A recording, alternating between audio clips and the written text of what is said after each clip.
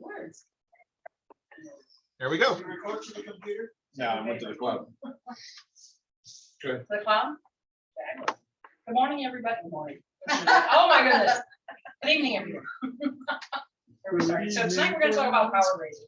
And this kind of flows through from the last class that I did with cleansing and circle casting, because they all kind of go hand in hand. So the cleansing and the circle casting are what will be the base for your power raising. Right? So power raising is pretty much, it's what witches do, right? I mean, we cast spells, we throw balls of energy. We know what the lotto numbers are. Somebody tell me after class. I would appreciate it. Tell nobody but me. Tell nobody but me. All right. But seriously, it's what is it and how do we actually do it? So first, personal opinion is that it's kind of a misnomer. It's not power raising. We're not raising power. We're not FPL. It's energy raising. So we're taking the energies that are around us, within us, that surround us through our beliefs, through nature, through our gods, and we are using those, bending them, you might say, to do our will. Okay? But how do we do that? There's a bunch of different ways to do it. One of the ways, it's energy work. One of the ways we do this, prime example, we just did it, I warned you this was coming, is our healing spell that we do every single week. Okay? So if you think about it, what we're doing, what Alba does, is leads us into a guided meditation. Where we raise those energies, we collect them. She helps to form them. She helps to release them and send them out where we need it. Okay? And that is the essence of what we do. That's a group example, but we can do those things individually or as a group. Okay? Another type of energy raising, you might say, and this one it's famous for some, not so famous for others, but it was literally called Operation Tongue of Power. I knew somebody would know this one. A couple of people know this one. So this comes from Gerald Gardner. Happened in 1939. Nope, 1940, but you're close. 1 year old. Okay. I started thinking about it. It did. So it happened right after Dunkirk. So Dunkirk, anybody who paid attention to the movie, you know it all of it. No, just kidding. So in Dunkirk, the British forces were literally pushed off into the sea by the Nazi invasion forces. And literally, the only thing stopping the Nazi invasion forces was this little tiny strip of water, a little bit of ocean, to getting to the British Isles, and taking them over. Correct, straight. Now, when the British left, they left everything they needed to defend their own country, except for the people. They got all. They left everything. They left their weapons, they left their supplies, they left their vehicles, everything was left behind. So not only now do the Nazis have their supplies, they've got the supplies of the British Army as well. So you know what? It's imminent. Britain's going to fall. Blitzkrieg started. It's going to happen. So August 1st, 1940, according to Gerald Gardner, there are a couple of folks that will say that it wasn't him, it was Aleister Crowley or a few others, but the intent is the same. A group of 17 people gathered in a pine forest outside of, where is it? Highcliffe on the Sea, right, in southern England, on the southern English coast.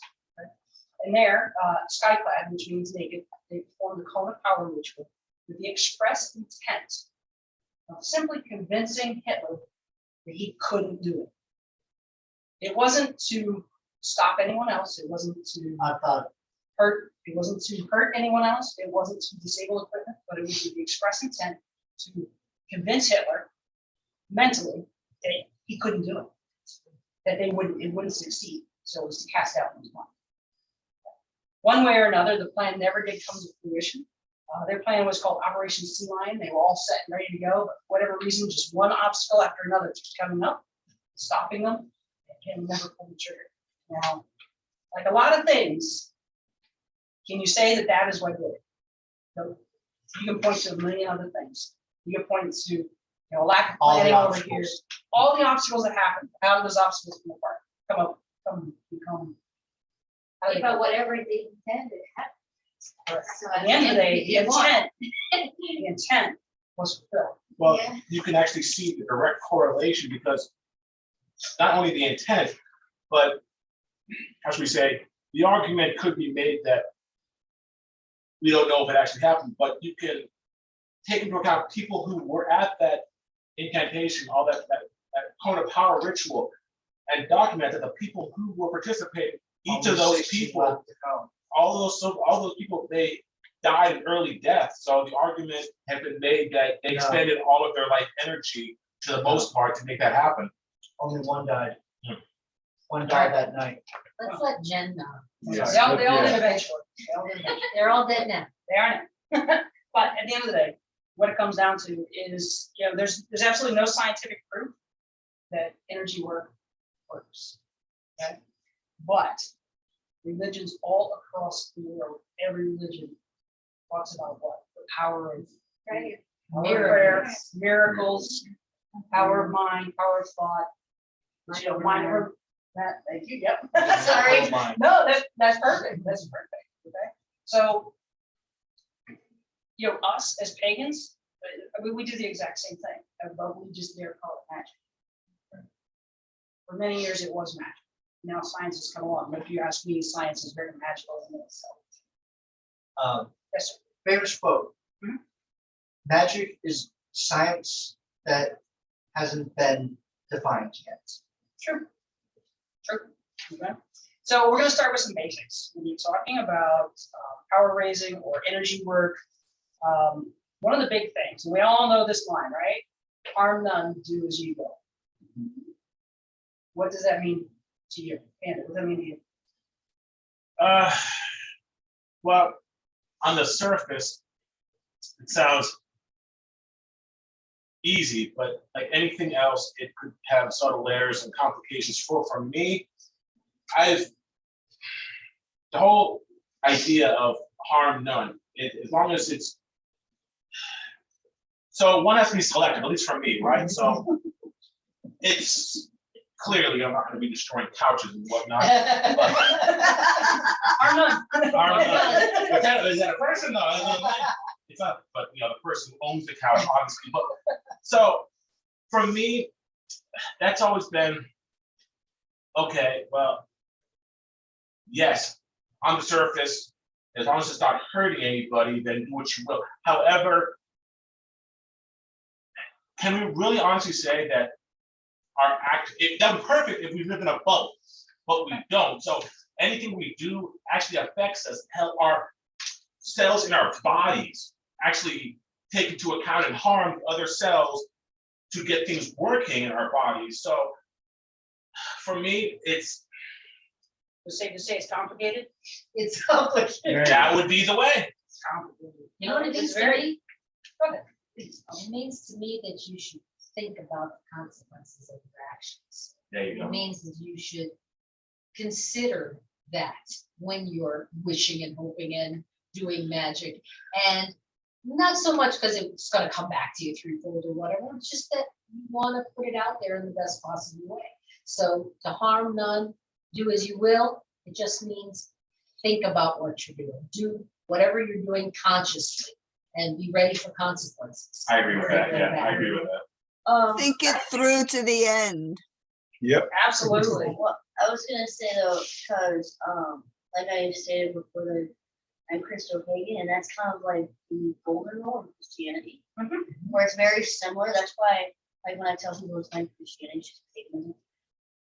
It really is. I love it because they suffer. But anyway, that's a whole other story. But anyway, that's why I tell people it's basically the golden rule. It's like do whatever you want, but with the intention. Now, obviously, is there going to be the river effect and the ripples, and are things going to happen that you necessarily didn't intend to happen? Of course, because that's with everything in life. That's just how it is.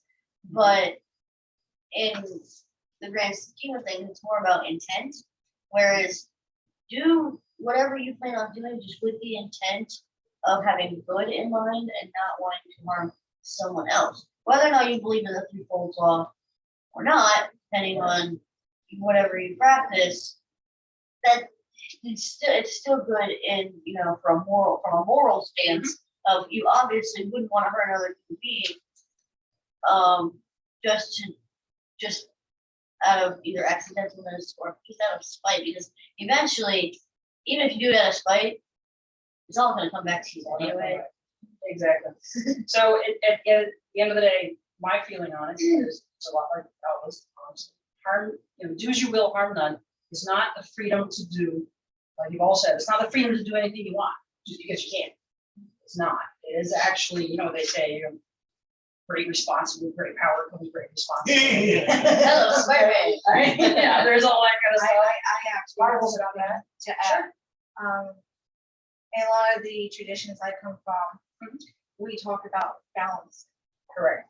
And it's not the same, but it's a little bit different because if something is justified, let's say if a soul was murdered, you have to do something to release that soul. Mhm.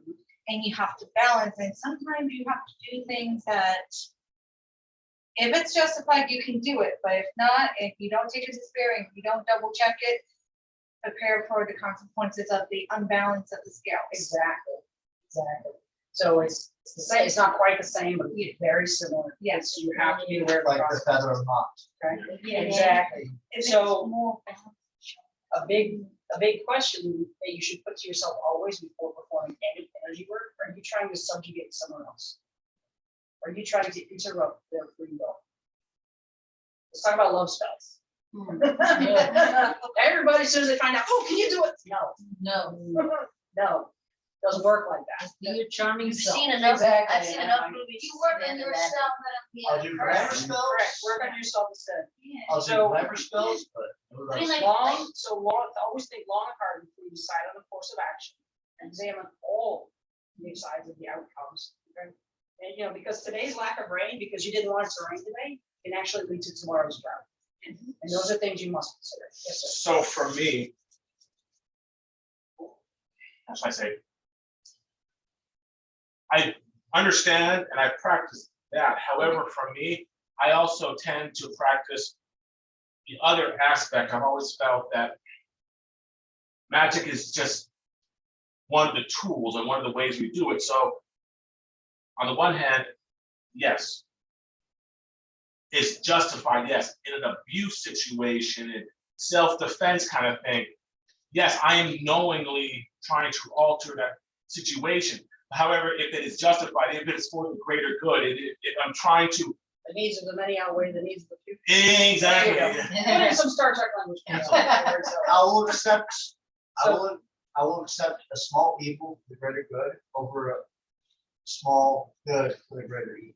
But another thing with love spells too, when you do perform them, you want to make sure, if you do it, and it is an option. Mhm. After you justify the After work. you've thought through your hard run. You gotta make sure you do it correctly because they tend to bounce and you don't want a Absolutely. stalker. Well, there So- I That's where I So was here- going. So just moving forward, I mean, these are all really good points, but we can spend the entire night, we really can, on this one thing. On morals. Because that's exactly what it is, and everyone's are a little bit different. Magical morals, that's another. big It's a thing. Yes. whole nother presentation, okay? So, but that is first and foremost, when we're talking about energy work, that we should bear in mind, okay? Second thing we should always bear in mind is clarity. So a clarity of thought and clarity of action. Know what you want to achieve, okay? Who knows the tale of the monkey's hands? Yep. Oh. Monkey paw. Yeah, the Yeah, monkey's the monkey paw. paw, yeah. Yeah. Okay, it goes a million different ways. The lady wishes she had all the money she needed. 10 minutes later, there's a knock on the door and her son is dead. She receives his life insurance. Yeah. She got what she needed. She got what she asked for. But did she really have the clarity of thought when she did that? I mean, Right? Yeah. So it's, that's cautionary tale. that is, but I got more out of it to say, be specific with what you want. Exactly. Yeah. Be Yeah. specific. And as Be detailed as specific. possible. Yes. Detail as to it. I'm one of my Sometimes favorite, it one of my repeats. favorite little cartoons actually is the Wizard with damn that cursive because it was lemon is the. Yes, yeah, exactly. I know the lemon. Genie's wishes. Yeah, Genie's wishes, exactly. Genie's wishes. Next, always want to know your intended target. Okay, and I'm going to say this one. So when an evangelist walks up to you, just for whatever reason, I'm praying for your soul that you'll be saved from this. How does that feel to you? Yeah. Very Feels like an attack, right? It does though. Their intent, they might think they're not harming anyone, they might think they're doing a good thing, but they obviously didn't know their intended target, Right, to understand that. Right? It is an attack. It can be viewed that way. And not only that, So but what who's do saying you do? Exactly. So what you do with energy work, know your intended target. Does that person really want that? Should it be, give me one moment, should it really be targeted towards them? Or maybe we could consider placing it in a well? And say, hey, I have cached this energy for you. If you'd like it, this is where you'll find it. Place it in an object that can be accepted or rejected without harm to either person. Okay, yes, go ahead. I'm not a confrontational person. Okay. I've never been. I'm not quick to react maybe 10 hours later. I think of the greatest thing I should have said. But and maybe that's why I never felt judged or anything like that, because I always took it whatever they say doesn't matter. Right. And even someone that I'm gonna be saved by that, you know, I said, oh, that's great, thank you very much, you know, and I let mother do her work, just as that, because the intentions of them, they might be seeing me in a different way, but they want something good on their eyes. But at the end of the day, that's what they believe. So, And is it gonna hurt me? Whatever they say, it's not gonna hurt me. So.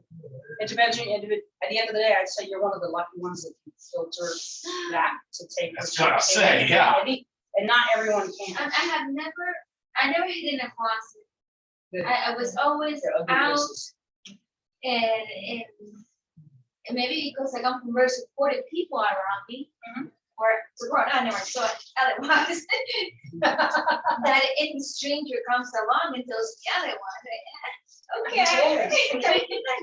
That's A blessing on your house as well. exactly. Take the good, leave the bad if you're the target. But like I said, not everybody has the ability to do that.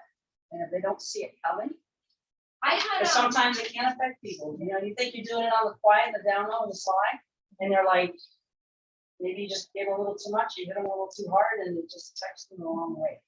just a quick Yes. story. Sure. I just walked out. It was a 20 miles walk Mm-hmm. that I did, and it was on my last 5 miles. And all of a sudden, this woman just comes to me and end up saying that she, you know, she's a evangelic, and what church do you attend in Coconut Creek? I was like, oh, I'm a part of a coven.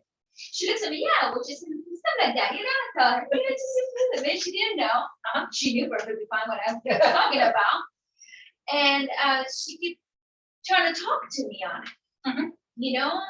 And I had to tell her, listen, you're walking, we're doing the same thing. We're both doing the same thing, trying to finish the thing, so we're not any different.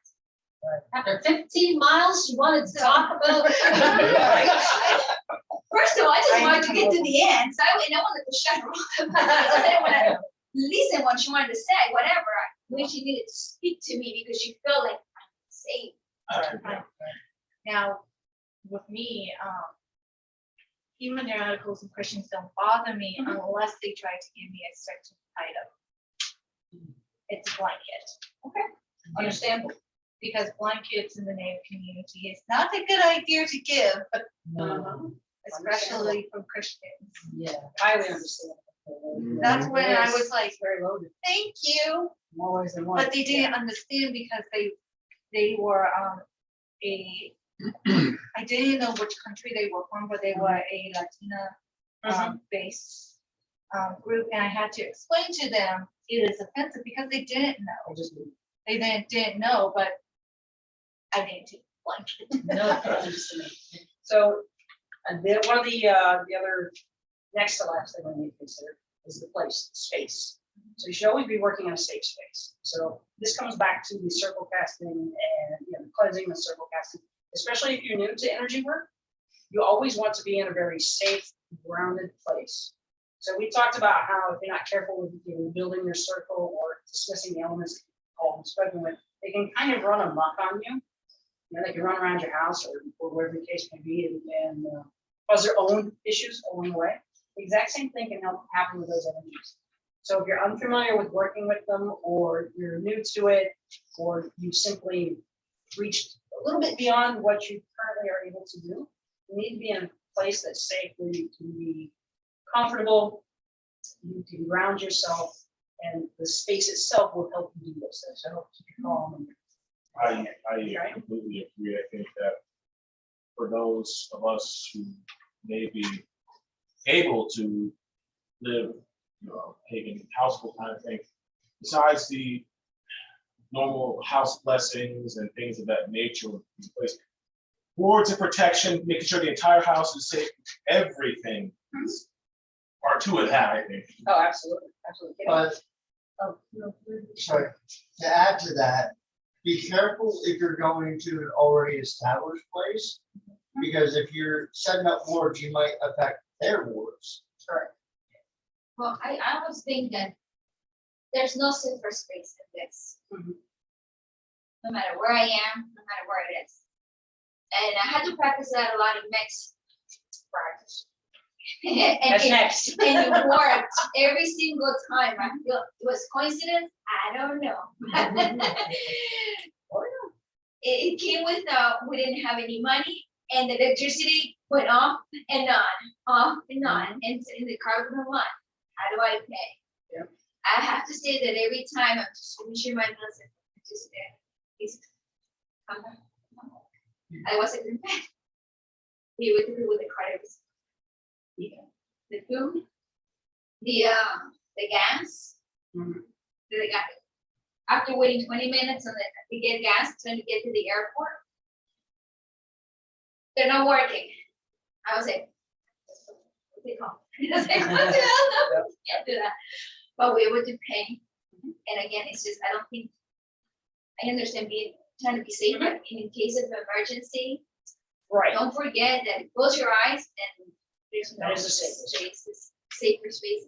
And So- the best way to, the way I do it when I ground myself in like really stressful situations, I remember my 5 senses. Yep. You always remember the 5 senses rule, where basically, you think of something you can see, like in your, wherever you're at, and then you think of something you can smell, something you hear, something you feel. That way it kind of brings you back to your reality of where you are currently at, because it's like they always teach you that, like you've got like people who have panic attacks. Use those tools so that way, because people with panic attacks, they'll think that whatever flashback they're having in their mind, they think that that's actually going on in their head in that moment, because that's all they're consumed with is that memory or that thought, and they can't get past that.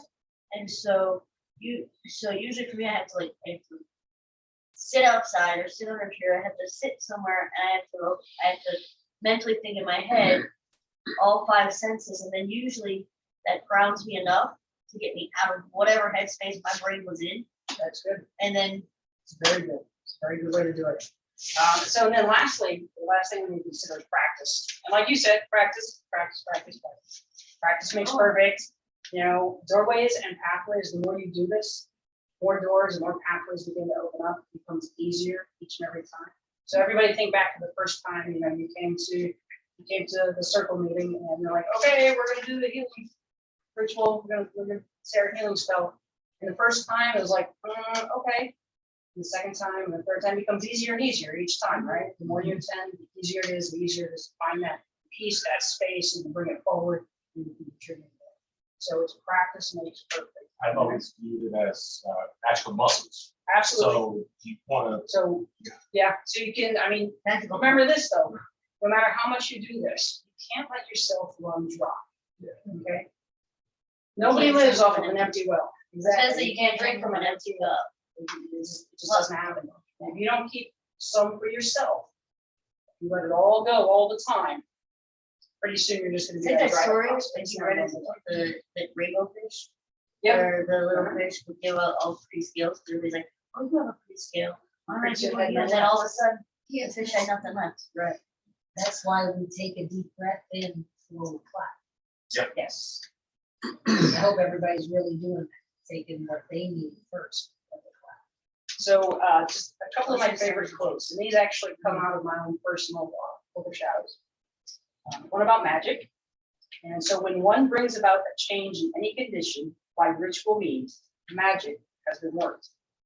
In order to bring about a change, all the circumstances must be known. And magic can be worked for good or ill, as a creative force can work for either purpose, but the witch must abide the issue. The issue meaning what comes forth from that, right? Those are from a dear tridemate that was actually passed on. And then another, and this is actually from a Gardnerian outer court from about 1975. Still relevant today. Magic is our gift from the goddess. Our power is blended with the power of the gods. We must give power to them in order to receive power from them. Our gods need us as much as we need them. So if we don't feed that divine within, we'll never be able to enact it out. So things to think about before we begin any magical or energy workings. Okay? Are you ready to abide your consequences? Have you thought through your actions? And are you taking as you're given, balancing it, like you said, not going over one or the other? Okay? So there's all these bunch of different ways to do this, right? And we talk about some basics. Meditation is always the first. And I love this. I warned out beforehand to talk about it. Okay. So the more you practice, the easier it becomes. Of course, when we talk about that. During this meditation, Alba works kind of like almost like a gatekeeper. This is the way I see this. If not, I'll let you.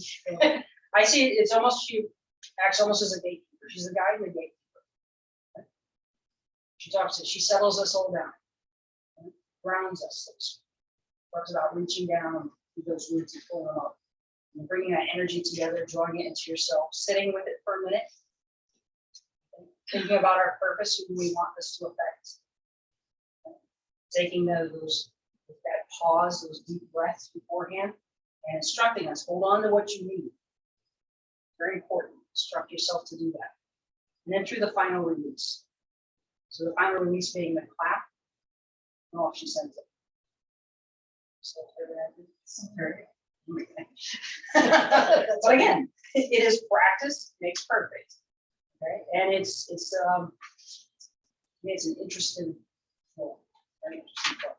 So that is one way as a group, and that helps to build. So meditation to me builds that nice, quiet, strong, purposeful, long-term energies. So that's right. This is for the go. This is for the go, go, go, go, go. It's going to hold me out till next week. It's going to last. Okay. Becomes, and again, always when doing this too, remember, keep that inner row full. Always. So chanting or singing, this is actually one of my favorites. I don't sing work really, sort of voice work. I do like the chanting, especially when you're doing a point and a counterpoint. And one of my particular favorites is the goddess name. So Isis started, and you can change the pace up and down. And then the counterpoint, we all come from the goddess, and to her we shall return like a drop of rain flowing to the ocean. So it creates this, and then with the counterpoint of the names in the background. Oh, there's some chills. Oh, seriously, guys, wow, that was good. So, So it was a knee-jerk to join in. I know, right? It is. Yeah. It is. It is. So it's very inclusive, but you can feel it as it pulls up. And then with the counterpoint, it gives kind of like an ebb and flow. And then especially with chanting, speeding it up, decreasing the volume, and it makes it crescendo. And this is, to me, this is very much that active in the now energy for a very specific purpose to get something done now. Okay. Dancing is another one. Amethyst, I know you love the dancing. Highly effective. To me, this is a quick energy, almost chaotic energy. And again, for an in the now, things that need to be done, almost a sense of worship. And it's one of those very strong. And you can start slow and build it up and slow it back down if you need to. So you get to the point where you need that. Sunday night drumming. I have a feeling there's one or two people in this room that really like that. Little bit. Yeah, And this is probably has another- something to do with it. This one can go on. This is, to me, drumming and using noise is an extended energy level. It can go on for as long as it needs to. It really can. It's that calming rhythm, that heartbeat. It can be chaotic if you need it. If that's the type of energy you need. It can be calming, it can be steady. It can be anywhere in between. Is it like similar to crystals? Yes, it's still a noise making, it's still a vibrational type of energy. I mean, that's the Sign to let the gods know we're here. Why you yes, shake cisterns, make rattles, raise your voice. that's right. There's the most important. Any of these can, actually, any of these. Can. And trance work could be highly effective on a solo scale, in my experience. But until you are very comfortable with it, I would not recommend starting solo. What is transfer? So trance work is moving into an other space, moving yourself from your body. Okay. So similar to astral, yeah, astral Well, projection. astral projection. This is something that It's leads similar. to a drawing down. Okay, so it can lead there. Basically, it's a removal from self and allowing other energies to take over. This can be very, very positive. It can be very negative. Usually You you have want to be to, very careful. usually So if you would you're never gonna want to do do it. that, I was gonna say, if you're gonna do that, I would like say a prayer, or do something ahead of time to only allow energies And that that's- you're that's- allowed, that you That's want where the in. practice comes in. Yeah. That's where the practice comes in. And again, this is not something that you would want to start doing by yourself. This is something you would want to do with a trusted partner, a very trusted partner, someone that you know can help you move out from there. Okay? That sounds a lot like journey in the native traditions, that when you do your journeying for the first few times, you need to have someone, A watcher. a elder or a watcher, because we have something that we do with the rest, that if something happens, we pull them back out. Yes. Very. Like trips. No. Kind of like It's a rope around the Which, waist. all of this. It's like that rope, when you put the rope around your waist, going down, the rope. Yeah. Like what else, right? So- Bungee cord. This was just What if the cord breaks? This is what needs the last thing, is grounding. So before you get started into any of this, what's your grounding point? Sorry. No, what's your grounding point? Everybody's got their own grounding point. And Kimmy, you had a great, talking about the five senses. You know that already. You rattled it all. You got it. So you know what your grounding point is. It's reminded that I'm here now. Correct. So, I can breathe, I can see it, hear, I can touch. So I'm here. yes. And the last one is, well, you have also the other one too is self, and just trying to pull the other ones together. So it's very, the grounding part of it to me is one of the most important, probably the thing you should do first. Learn how to calm yourself down before anything else. So way back when I was like a little wee pagan, 90 something.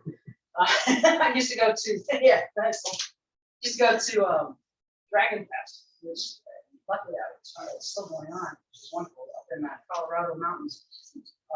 Oh, it's fantastic. It is wonderful. It really is. It's somewhere around the lake. It's like a week long camping kind of thing. It's just a ton of fun. It's, 80, 90 degrees during the day and it's 34 at night because you're up above 10,000 feet. It's crazy. Always wanted to go. And yeah, you would love it. So one of the things they would do, one of the rituals they would hold them would be almost like a group drawing down. So you would have a sort of priest or priestesses of their particular path. And they would do their drawing down. They would have sections set up in the woods and we would all gather in a central communal place. And when someone was ready, they would come out. And if it's your turn to go, you get to go with whoever comes out next. And they take you to their person, whoever that person with their system would be. Now, they're very careful in setting these things up. And I'll share with you my personal experience with this. And everyone might experience it. To me, this was very, incredibly interesting. So when I arrived with the priestess that had done her drawing down, and it was Bridget that she had drawn down. It was very, very interesting. Had some wonderful conversation, but the thing that kept drawing my eye behind her, it was very distinct. You can see her support person was literally cradling the person that I was speaking to. So the person standing in front of me, right, her spirit, her essence wasn't there. I mean, there was no doubt in my mind at the time that was the lady there that I was speaking to. But the thing I found most interesting is behind her, that was her support system. I could physically see the presence of that person's body that was in front of me. Presence behind it and carried it. So you just talked about transfer, you talked about grounding. That's important. That person hadn't been there to support her. Where would that essence be? But beyond that, so it's a very intense experience when you're speaking directly to your order, your lady. It's just very intense. And from there, when you're done speaking and they lead you out, they have a person, they have a group of people, and it is their specific job to calm them down. It's a very specific job. I'll never forget the other thing I'll never forget about that night is the lady that calmed me down. She's like, "Oh, you're just so sparkly." It's like, sorry. Yeah, exactly. And it took a lot. It took a lot. And she was there, and she took her time, and she was It is, calming. didn't send you off. No, back to your it just tent. probably a good thing. Who knows where it would end up? But she was like, "Oh, you're so sparkly. Look at you. Come on over here. We need to talk." I'm like, "Okay." Yeah, of course, yeah. Just So at it's very altering. the summer festival, one of the last day was there is wine something ritual. It was we all sat on a circle and we all and spoke to the goddess. And everybody was chanting, which I say that chanting is amazing. So you wouldn't hear what she was telling you. Right. And also the same thing had the people, after you talk to her, but whatever she had to say to you to calm you down there or whatever. I know exactly what you're saying. I know exactly what you're saying. It's pretty intense. It's very intense. It's Yeah. very At FPG, Carl walked on fire. I can see He it. worked with fire and walked on. was- Walked on the fire. And they got everybody ready with a chant. Yes, we were all in the zone, and I don't know what it was. Something just came. It was literally, it felt like something grabbed my head and said, "You're going." So I just picked up my drum and said, "I'm going to do it." Started playing. I was led by something to do that. The drums. The drum. Something. Something, but it is, so energy work, I mean, that is what we do. How we do it. Any questions, comments, additions?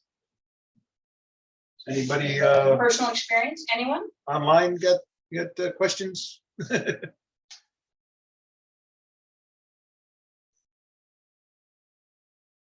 Anything to add?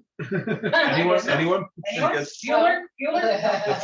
The floor is open for questions I now. want to try to find that chant. Okay. Because I know So, he emailed it to me. So when I went and I redid my grandmother's ashes and redid her ceremony and stuff, because she did not have the proper ceremony for the religion she was actually in. When I undid the ashes, they were desecrated. I was like, as soon as I saw it, I realized it's like, once I fix this, there will be a ripple effect. And, like I said, I meditated, I thought about it, and I made sure I weighed all the options. And I was like, it needs to be done because her soul's not at rest. It's not fair to her. And whoever did it, they're going to have to answer the question of why they did it the way they did it. Right. And then I will leave it at the ancestors and the spirit's hands to deal with that person. so this leads us to the very last thing. So why do they call it cone power? The cone of power. Yes. Come on, science. I know, right? And the answer is right there in front of you. That's what So, yes, but no, so if we, again, as I said at the beginning, this ties in with the first portion I gave about cleansing and casting your circle. So when we talked about casting the circles, building the base, building walls and building up above our head, So that we have our bubble, so as you might call it. So from there, building that, you think about a circle and the funnel effects. So as you're moving, even if you're not dancing, if you're chanting or whatever the case may be, you can almost envision that passing from person to person. I'm sure several of you were at the session when Janine did last. We talked about, passing this hand to hand, and you can feel it moving around, feel it moving through the circle. So the same thing happens, it continues to grow, right? Like a whirlpool, and that creates its own energies. Okay? And you're right, it's that cone effect. Makes that focal point from there, and that's where we launch that. So that's where the term cone power. And that officially brings me to the end of the presentation.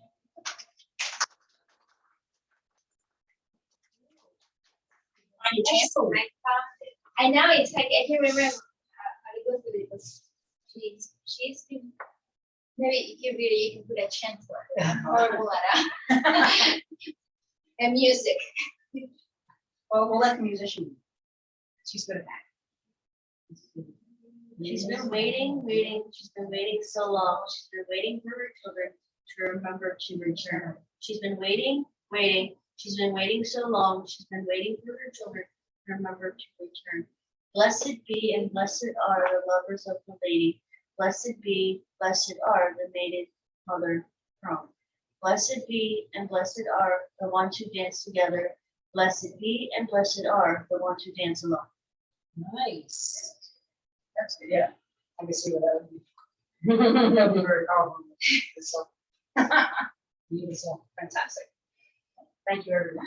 All right, well, if we're done, I will close this.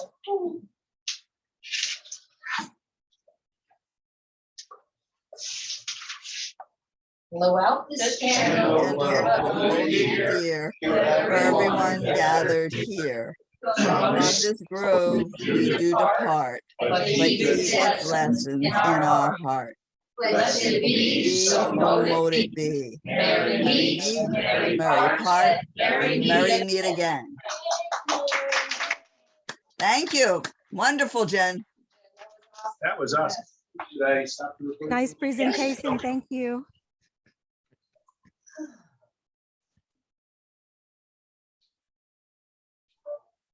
Recording stop.